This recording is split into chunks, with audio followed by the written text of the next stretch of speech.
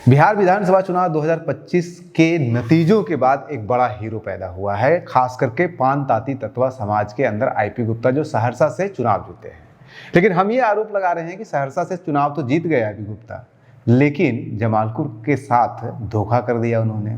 धोखा ऐसे किया है कि अगर आप इतिहास उठा के देखेंगे, बिहार के इतिहास को उठा के देखेंगे, तो इतिहास में कम से कम आज़ादी से लेकर के आज तक अगर राजनीतिक रूप से पान ताती तत्वा समाज को प्रतिनिधित्व दिलाने की लड़ाई में जितना संघर्ष जमालपुर विधानसभा क्षेत्र ने किया है, उतना संघर्ष किसी और विधानसभा क्षेत्र में नहीं किया है। और वो आपको इस आंकड़े से, इस टेबल से साफ साफ दिख रहा होगा कि सबसे अधिक 13 बार, सबसे अधिक 12 बार पान ताती तत्वा समाज का कोई भी कैंडिडेट 8 अलग अलग इलेक्शन में जमालपुर विधानसभा क्षेत्र से चुनाव लड़ा है।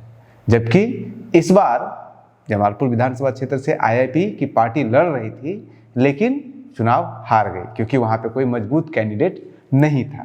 तो ये सवाल पूछा जाना चाहिए आईपी गुप्ता से, आईआईपी पार्टी से और पान ताती तत्वा समाज से भी, कि आखिर उस जमालपुर को क्यों छोड़ दिया गया जिस जमालपुर ने सबसे अधिक, कम से कम चुनावी राजनीति में पान ताती तत्वा समाज के लिए संघर्ष किया है। हालांकि कहने को तो कहा जा रहा है कि आईपी गुप्ता पान ताती तत्वा समाज के पहले विधायक हैं। पहले विधायक जरूर हैं, लेकिन अनडिवाइडेड बिहार के नहीं, झारखंड में पहले विधायक 1952 में जब पहली बार चुनाव हुआ था।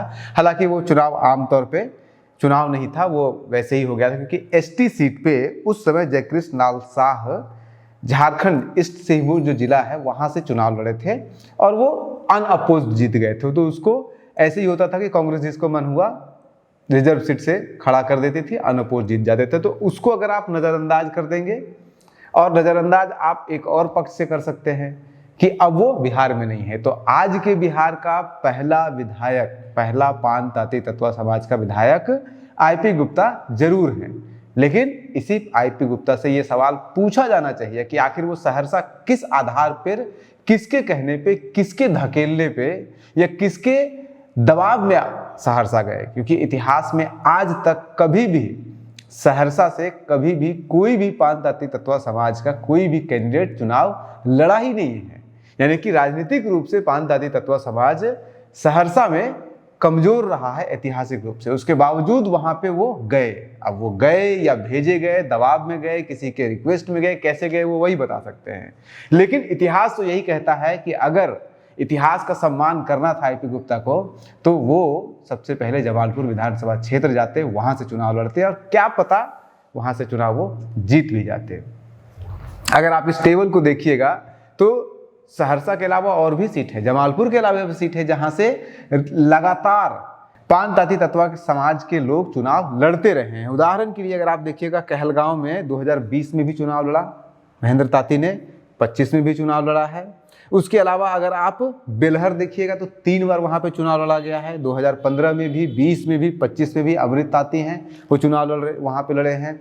जमालपुर में देखिएगा तो जमालपुर में 1962 में पहली बार कोई पान ताती तत्वा समाज का व्यक्ति चुनाव लड़ा है। वो बात और है कि उस समय वो चुनाव नहीं जीत पाए, जनसंघ से वो चुनाव लड़े थे, लेकिन दूसरे नंबर पर रहे थे, कंटेंडर रहे थे और बहुत कम वोटों के अंदर से वो चुनाव हारे थे। उस समय सुखदेव ताती जमालपुर विधानसभा क्षेत्र से 8629 वोट लाए थे और चुनाव बहुत छोटे से अंतर से चुनाव वो हार गए थे। उसके बाद 77 में सुरेश ताती वहां से चुनाव लड़ते हैं, 80 में नकुलदेव ताती वहां से चुनाव लड़ते हैं, फिर सुरेंद्र ताती 85 में लड़ते हैं, 90 में सुरेश ताती लड़ते हैं, 95 में फिर आपको एक नहीं, सोचिए एक ही जमालपुर विधानसभा क्षेत्र से 1995 के बिहार विधानसभा चुनाव में 3 ताती समाज के लोग लड़ते हैं चुनाव एक ही विधानसभा क्षेत्र से। एक होते हैं आनंदी ताती जिन्हें आता है 509 वोट, एक होते हैं भोला ताती जिन्हें आता है 1072 वोट और एक होते हैं सुरेंद्र ताती जिन्हें आता है 3298 वोट। उसके बाद फिर 95 के बाद यहाँ से लोग चुनाव लड़ना छोड़ देते हैं और फिर डायरेक्ट आता है 2020। 2020 में 2 लोग चुनाव लड़ते हैं यहाँ से, एक गोपाल कुमार ताती और एक चुनाव लड़ते हैं सुबोध ताती। सुबोध ताती को उस समय भी 4383 वोट आया है, जब इंडियन इंक्लूसिव पार्टी का जन्म नहीं हुआ है, जब आईपी गुप्ता का भी अभी जन्म नहीं हुआ है। हालांकि वो भी 2020 के चुनाव में चुनाव लड़ रहे थे सिकंदरा से। उसके बाद फिर आता है आपका कहलगांव, ये 2025 का चुनाव, और 25 के चुनाव में वहाँ से गोपाल कुमार तांती भी चुनाव लड़ रहे होते हैं, और नरेंद्र तांती, गोपाल कुमार तांती इंडिपेंडेंट आम आदमी पार्टी की तरफ से चुनाव लड़ रहे होते हैं, और उन्हें 1425 वोट आता है। तो ये संघर्ष है जमालपुर विधानसभा क्षेत्र का, वहाँ पे उस क्षेत्र में।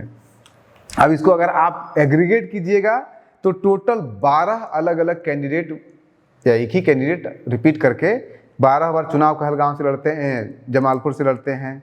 9 वहाँ पे कैंडिडेट, यानी कि 9 इतने ताकतवर लोग जमालपुर विधानसभा क्षेत्र में हैं, 9 लोग कम से कम जो वहाँ पे चुनाव लड़ने का दम खम रखते हैं और चुनाव लड़ चुके हैं। तो उस क्षेत्र का, उस विधानसभा क्षेत्र का पॉलिटिकल वाइब्रेंसी पान तांती तत्वा कम्युनिटी का आप उसका अंदाजा खुद लगा सकते हैं। और ये अलग अलग 8 इलेक्शन में चुनाव लड़ा गया है।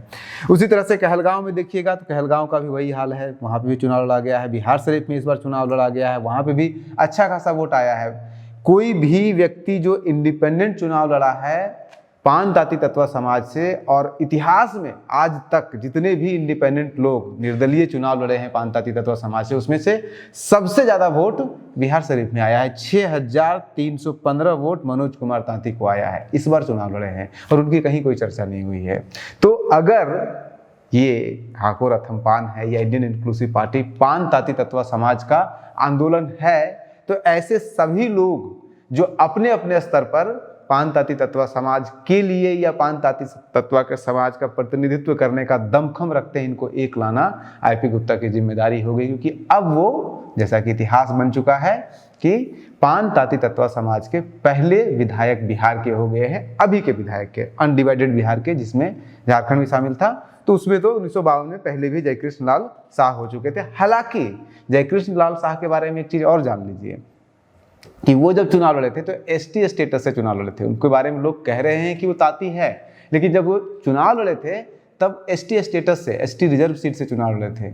तो वो भी अपने आप में एक कंट्रोवर्शियल है कि वो तांती समाज के थे भी या नहीं थे, और थे तो वहाँ के तांती समाज जो है झारखंड का, क्या पता उनको एसटी का स्टेटस हो उस समय पे, तो वो एक अलग मसला है। लेकिन अब एक और पक्ष जो इंडियन इंक्लूसिव पार्टी और आईपी गुप्ता के उदय के बाद समझने की जरूरत है, वो पक्ष ये है कि वैसे तो कहा जा रहा है कि इंडियन इंक्लूसिव पार्टी के आने के बाद और आईपी गुप्ता के आने के बाद पान तांती तत्वा समाज पॉलिटिकली बहुत वाइब्रेंट हो गया है, एकजुट हो गया है, एक तरफा होकर के एक तरफ वोट कर रहा है और पॉलिटिकली बहुत ज़्यादा एग्रेसिव हो गया है। लेकिन अगर ऐसा है तो फिर 2020 के चुनाव के साथ अगर 2025 के चुनाव की तुलना करेंगे तो वो वाइब्रेंसी दिखनी चाहिए, वो डिफरेंस दिखना चाहिए।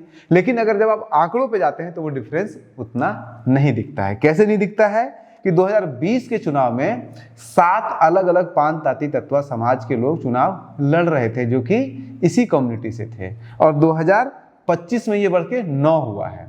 यानी कि इंडियन इंक्लूसिव पार्टी के बनने से पहले भी 7 लोग चुनाव लड़े थे 2020 में। उसमें एक आईपी गुप्ता भी हैं जो कि सिकंदरा से चुनाव लड़े थे, और एक आरजेडी के, उससे कैंडिडेट से आरजेडी के उपेंद्र शर्मा बनवखी से चुनाव लड़े थे।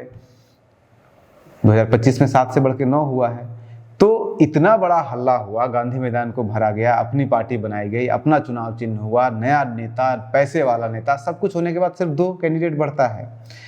अब उसमें एक आर्गुमेंट दिया जा सकता है, वो आर्गुमेंट ये दिया जा सकता है कि चूंकि 2020 के चुनाव में, जब 2020 का विधानसभा चुनाव बिहार हो रहा था, तब पान तांती तत्वा समाज के लोगों को एससी का स्टेटस दे दिया गया था, इसलिए उनको उनसे वहाँ से ज़्यादा कैंडिडेट इमर्ज करके आ गए। क्योंकि एससी में लोग, एससी स्टेटस में लोग लड़ने के लिए ज़्यादा हो जाते हैं, क्योंकि उनको लगता है आसान है एससी के साथ मुकाबला करना, किसी को भी लगता है। तो हो सकता है कि ये एक कारण हो। लेकिन जब अगर आप ये कारण दे रहे हैं तो फिर आपको इसका भी कारण देना पड़ेगा कि जब 2015 का चुनाव हो रहा था बिहार में, उस समय भी पान तांती तत्वा समाज के लोगों को एससी का स्टेटस मिल चुका था। 2015 के नवंबर में, अक्टूबर नवंबर में चुनाव होता है, और जून जुलाई में ही तांती समाज को नीतीश कुमार बिहार सरकार एससी का स्टेटस दे चुकी थी। तो 15 के चुनाव में भी ज़्यादा संख्या होनी चाहिए थी। अगर आप ये कह रहे हैं कि एससी स्टेटस मिलने के कारण संख्या बढ़ गई, 7 हो गई, तो 15 में भी होना चाहिए था। जबकि 15 की हालत क्या है, 2015 में सिर्फ एकमात्र अमृत तांती को अगर आप छोड़ दीजिएगा, जो कि बेलहर से चुनाव लड़ रहे थे, उनके अलावा कोई भी व्यक्ति, एक भी व्यक्ति चुनाव नहीं लड़ा है, सिर्फ एकमात्र व्यक्ति चुनाव लड़े हैं। तो वो आर्गुमेंट यहाँ पे वैलिड होता हुआ नहीं दिख रहा है। हालांकि उसके पीछे ये भी लोग कह सकते हैं कि चूंकि नीतीश कुमार ने इतना बड़ा सौगात दे दिया था कि लोग जो है वो उस सौगात का भरपाई कर रहे थे, कोई खड़ा नहीं हो रहा होगा। तो बहुत सारे आर्गुमेंट दिए जा सकते हैं, लेकिन इन सभी सवालों का जवाब अगर किसी को देने की जरूरत है तो वो आईपी गुप्ता खुद हैं। उनसे जरूर ये सारे सवाल पूछा जाना चाहिए। आप बने रहिए न्यूज़ हंटर के साथ। नमस्कार।